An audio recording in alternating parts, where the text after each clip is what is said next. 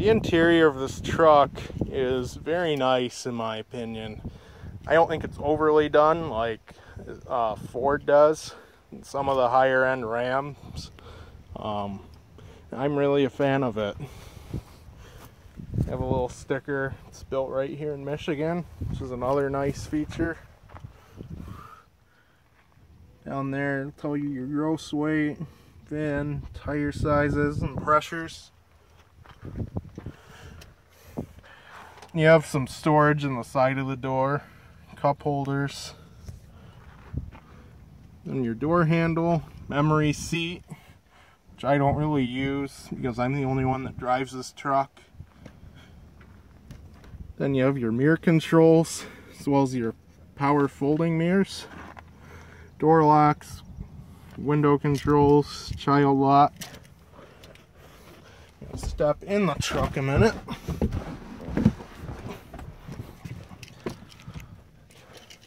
I have a leather wrap steering wheel, which feels very nice. It's heated, which will be a very, very nice feature in the winter, especially if it starts approaching below zero. I will go ahead and start the truck. It's a very quiet truck. Go ahead and shut the door. Turn down the fan. You can hear what I'm saying. On the steering wheel, you have your hands-free controls. On the back, you have controls for volume. On the other side, it's scroll through your songs or contacts, I believe. I haven't tried it yet. And in the gauge cluster, you have your voltmeter, water temp, fuel gauge, then your oil pressure, speedometer, tachometer. One thing I'm really not sure about is why GM did not just make the tachometer go to 3,000 RPM, because the top range of this engine is just under that. They must use the same tachometer that they put on the gas trucks. And over here, your trailer brake controller, which is something I really like with this truck. It's set up really nicely for towing. You know, I have the gooseneck hitch, which was in part 1. You have the wiring there already. And you have the integrated trailer brake controller, as well as your exhaust brake, which I also talked about. You have your 4-wheel drive control, light control. This truck does have fog lights. There's a little indicator right there, the temp gauge, let you know they're on. You can also brighten and dim your gauge cluster, which during the day, not really going to see, but it does make a big difference. Of course, your rear view mirror with the OnStar controls, which I haven't messed with at all. You have your sun visor and your mirror. It's the same on the other side. You have a sunglass holder. Then your light controls. The map lights on this truck are very bright. You can't see it during the day really, but they're LED. They do a nice job of lighting up your interior, which is really nice if you want to go looking for tools like I often do. Truck has heated seats as well. Another nice winter feature. And I have automatic climate control, which is dual zone, so the passenger is able to set their temperature independently of the driver. And I'll go over these switches here. So you can see I don't have a blank switch in the switch bank, which a lot of them do. You have your adjustable pedals. I just keep them down all the way because I'm a taller guy. You have your traction control. I haven't had it kick back on at all. I know in some of the previous trucks, people have said that it kicks back on, but I haven't had that yet. I've turned that off in several off-road events. And then it really lets you get the full amount of torque out of the drivetrain. Then there's your rear lighting, parking sensors, which you want to turn off if you're on an off-road situation or if you're towing a trailer. So otherwise I find they constantly go off.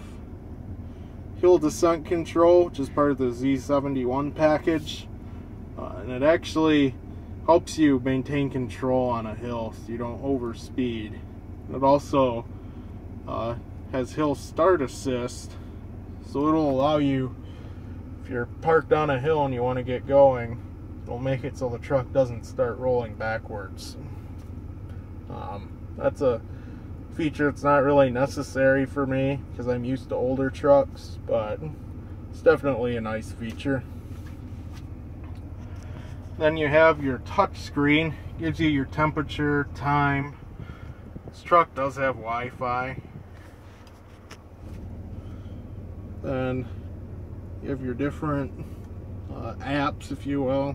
It's very similar to an Android or iPhone. It does have Apple CarPlay, which I do find to be a nice feature.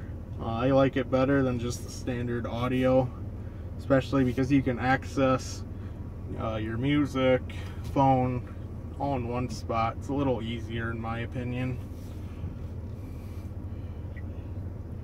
You can have your audio there. Oops, I have to press play.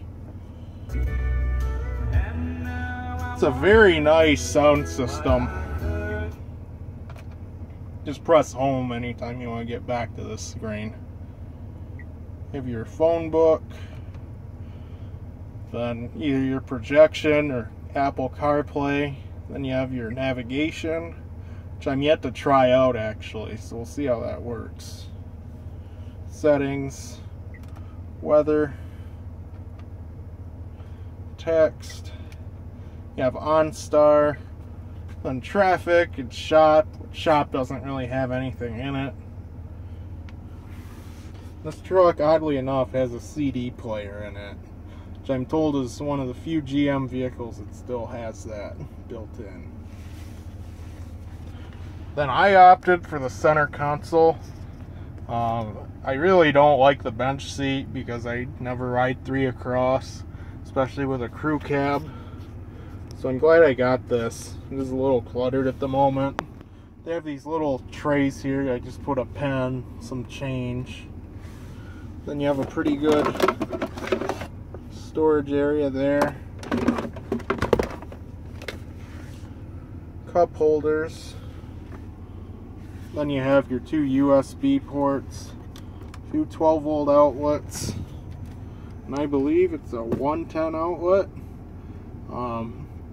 You could use a laptop off of this, or plug in a charger for a drill battery, something like that. This does have wireless charging if you have a device that's enabled with wireless charging. Then the center console give you an aux port, 2 more USBs, as well as another 12-volt outlet. And then a little pocket here, which I'm using for receipts. You actually have these rails here, so you can get file folders, which I plan on doing soon, just because it makes it a lot easier. You have a glove box. You have an upper and lower. You can lock that as well. There's a view of the back seat at the moment. Now, get out and show you the back seat.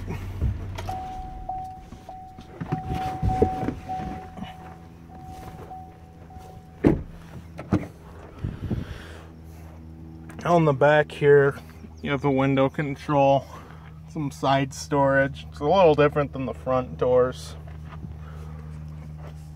Now, one thing I like, as you can see, I have a lot of tools and miscellaneous items that I need for my job. You can fold up the seat in 2 different sections. I just have that section on the far side down in case someone else wants to ride in the truck. You could fold that up as well, or leave this side down. I did put a tarp on the floor just because this is an expensive truck and I really do want to leave it nice. The MSRP is around $66,000. After taxes and title, registration, all that, we were out the door for around $60,000. So I feel that we did get a pretty good deal. Go around to the other side.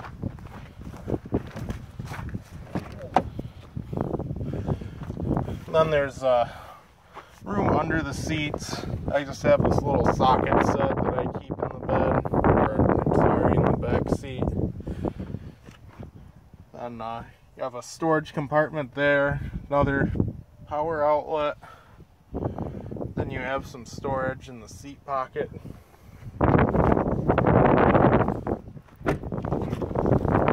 Just in case anyone is wondering, thought I'd just make a video showing view out the passenger. And you have plenty of room in the passenger side too. Some of the older trucks didn't give you quite as much room. They give you plenty here. I'm a big guy and I feel comfortable.